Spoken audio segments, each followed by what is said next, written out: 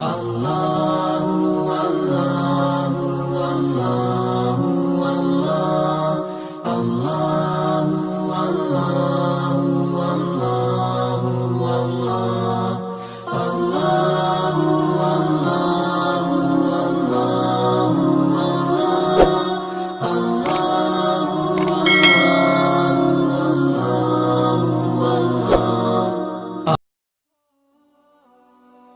Bismillahirrahmanirrahim. Assalamualaikum warahmatullahi wabarakatuh. Ikhwanu billahi arsyadakumullah. Pada pertemuan kali ini kita akan melanjutkan pertemuan yang kemarin, yaitu cara belajar bahasa Arab secara mandiri. Di pertemuan yang kedua kemarin kita sudah belajar mengenai kata dalam bahasa Arab. Kata dalam bahasa Arab yang kemarin yang sudah kita pelajari ada 3 ya. Ada isim atau kata benda, kemudian fi'il kata kerja, dan huruf kata sambung. Kemudian kita juga sudah belajar bersama-sama tentang ciri isim secara global. Ada sekitar 9 kalau nggak salah. Tetapi sebenarnya lebih. Tetapi kita akan belajar yang lebih mudah. Dan kita tidak terlalu sepaneng, tidak menganggap bahasa Arab itu sulit, tetapi kita enjoy aja ya. Kita belajar yang mudah-mudah saja. Ikhwanu billahi arsyadakumullah. Pada pertemuan yang ketiga ini kita akan belajar isim secara spesifik. Pada pertemuan yang ketiga ini kita akan belajar isim ditinjau dari kejelasannya.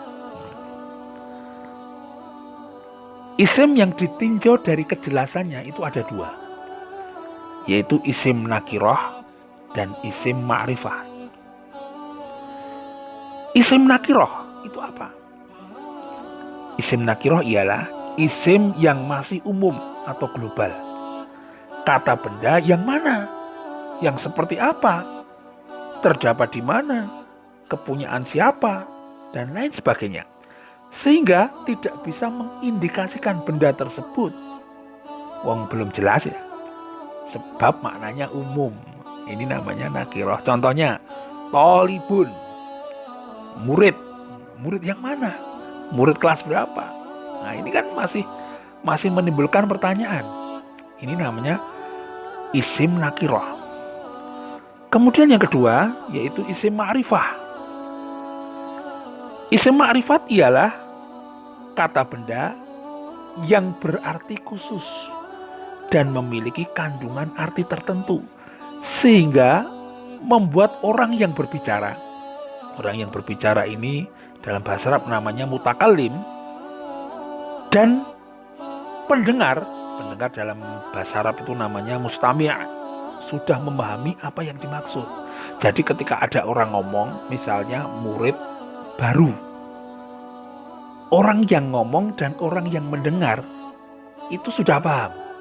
Tidak usah diterang-terangkan lagi, tidak usah dijelas-jelaskan lagi. Lah, ini namanya isim ma'rifat. Kemudian kita akan belajar ciri-cirinya. Kita akan belajar ciri-cirinya secara mudah aja ya. Ciri-ciri isim nakirah dan isim ma'rifat ya. Yang pertama isim nakirah dulu. Biasanya isim nakirah itu bertanwin. Nah, kayak tadi tolibun, kan ada tanwinnya, itu pasti nakirah. Tapi ini tidak baku, nanti ada penjelasan istisna atau pengecualian. Biasanya tidak ditandai dengan huruf alif lam. Kemudian menunjukkan kata umum, bukan nama orang tertentu. Ini ciri isim nakirah. Kemudian isim ma'rifat. Isim ma'rifat itu biasanya ditandai dengan alif lam dan tidak bertanwin. Tetapi ini juga bukan baku. Nanti ada istisna, ada pengecualiannya. Kemudian ciri isim ma'rifat. Isim ma'rifat ciri yang selanjutnya yaitu domir. Domir itu apa? Kemarin sudah kita belajar bersama-sama bahwasanya domir itu adalah kata ganti. Kemudian yaitu isim isyarah, itu juga termasuk isim ma'rifat. Isim isyarah itu misalnya hadza, hadihi, dalika, tilka, ini itu namanya isim isyarah, dan ini termasuk dalam isim ma'rifat. Kemudian isim mausul, kata sambung, alladzi, allati, alladzina, ini termasuk isim ma'rifat. Ini akan kita jelaskan di kesempatan lain ya, karena ini nanti perlu waktu khusus tentang isim mausul. Kemudian isim alam yang menunjukkan nama orang dan nama tempat. Contohnya Muhammadun. Nah ini Muhammadun, ini depannya tidak pakai al, tetapi akhirnya bertanwin.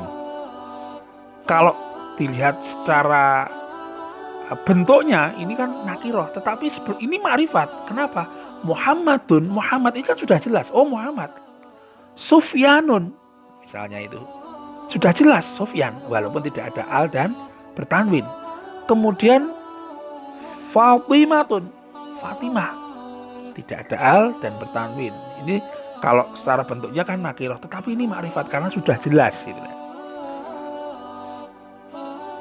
Ikhwanubillah, inilah sedikit ya ciri-ciri tentang isim nakiroh dan isim ma'rifat ya. Kemudian yang menjadi catatan lagi dalam belajar bahasa Arab ini, teman-teman harus mempunyai 3 cara seperti segitiga sama sisi. Pertama yaitu kita belajar teori, kemudian kita itu berlatih, dan yang ketiga itu memperbanyak hafalan. Ini kuncinya. Kunci kalau kita mau bisa belajar bahasa Arab dengan baik. Dan bukan bahasa Arab saja, bahasa-bahasa lain juga seperti itu. Yaitu yang pertama kita paham teori insya Allah kita nanti berlatih bersama-sama. Kemudian latihan. Ya, latihan kita bisa mengidentifikasi apa yang sudah ada dalam teori. Kemudian memperbanyak hafalan. Nah, memperbanyak hafalan itu tergantung motivasi, giroh, semangatnya teman-teman semua.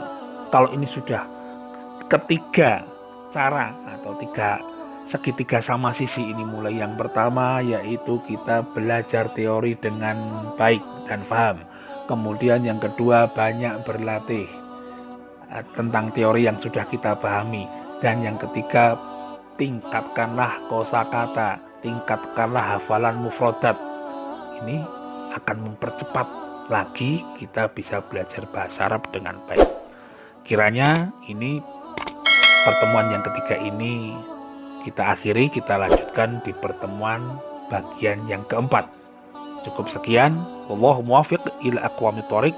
Wassalamualaikum warahmatullahi wabarakatuh.